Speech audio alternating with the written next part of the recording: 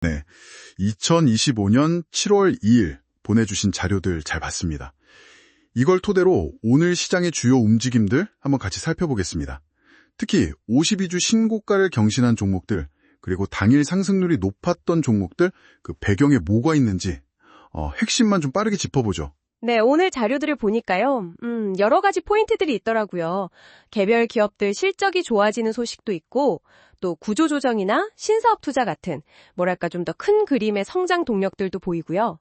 그리고 기관이나 외국인 투자자들, 이 수급 동향도 종목마다 좀 달라서 그런 부분들이 흥미로웠습니다. 자, 그럼 먼저 52주 신고가 종목부터 볼까요? 효성중공업이 딱 눈에 들어오네요. 미국 전력인프라 투자, 이 수혜를 받으면서 이익 성장이 계속되고 있다. 목표 주가도 올라갔다? 이런 내용이죠? 그렇습니다. 이게 단기적인 게 아니라 2028년까지 공급 계약을 확보했다는 점, 그리고 인도법인 이익률이 높게 유지될 거라는 전망, 이런 건 확실히 장기적인 성장 가능성을 보여주는 거거든요. 근데 좀 아이러니한 건 이런 좋은 전망에도 불구하고 기관이랑 외국에는 계속 팔고 있다는 거예요. 자료에도 나와 있듯이요. 아, 그 점이 좀 특이하네요.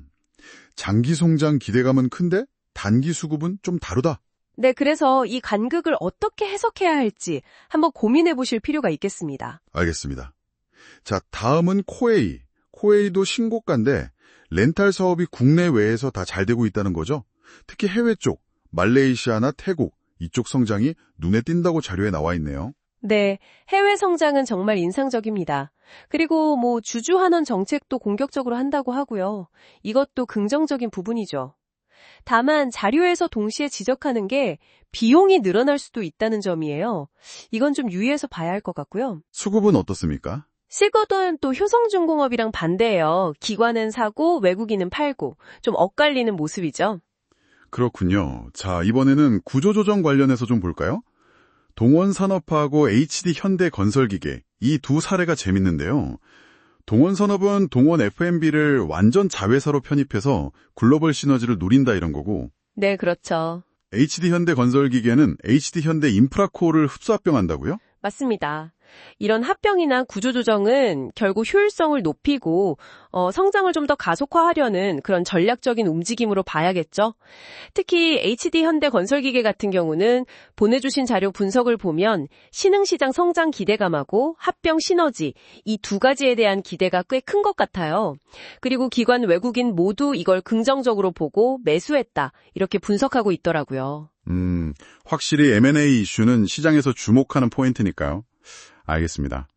자, 그럼 이번에는 분위기를 좀 바꿔서 당일 상승률이 높았던 종목들, 이른바 몽당연필 자료 기준으로 한번 보죠. 여기서는 또 다른 요인들이 보이는데요. 네, 그렇죠.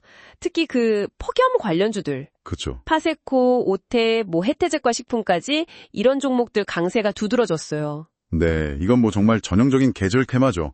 날씨가 더워지니까 냉방기기나 아이스크림 같은 거 수요 늘 거다 이런 기대감이 바로 반영된 거고요. 단기적인 이슈네요, 확실히. 네, 그 외에도 좀 특이한 게 형지그룹주들, 이게 갑자기 스테이블 코인 연계 가능성 이런 얘기가 나오면서 급등했다고 하고요. 또 제약바이오 쪽에서는 개별 기업들 호재가 좀 있었죠. 예를 들면 인트론바이오가 미국에서 특허를 받았다거나 지노맨 컴퍼니는 ADC 후보물질 개발 속도를 낸다거나 이런 소식들이 주가 상승 재료가 된 거죠. 네, 정말 다양한 요인들이 작용했네요. 정리해보면 오늘 저희가 같이 본 자료들은 기업 자체의 펀더멘탈, 그러니까 실적이나 성장 전략 같은 거요. 효성중공업이나 코웨이, 또 M&A 사례들처럼요. 이런 장기적인 요인하고 또 날씨 같은 외부 환경 요인이나 아니면 형지그룹이나 제약바이오처럼 개별 기업 뉴스 같은 단기적인 요인들, 이런 것들이 막 섞여서 주가에 영향을 미치는 모습을 보여주는 것 같습니다. 그렇습니다. 실적, 성장 전략, 또 시장의 단기 이슈들, 이런 것들이 어떻게 서로 영향을 주고받는지 그 구체적인 사례들을 오늘 자료에서 확인할 수 있었죠. 여기서 한 걸음 더 나아가서요. 오늘 저희가 나눈 이야기들을 바탕으로 청취자분들께서 한번 이런 질문을 스스로에게 던져보시면 어떨까 싶습니다. 앞으로 시장을 움직이는 데 있어서 오늘 우리가 확인했던 기업들의 장기적인 전략적 선택, M&A라든지 해외 진출 같은 거요. 이런 것과 또 날씨나 정책, 뉴스 같은 단기적인 외부 환경 변화, 이 둘 중에서 앞으로 어떤 요인이 더 중요하게 작용할 거라고 보시는지요? 이 질문에 대해 한번 생각해 보시면 오늘 얻으신 정보들을 좀 더 깊이 있는 통찰로 연결시킬 수 있지 않을까 합니다.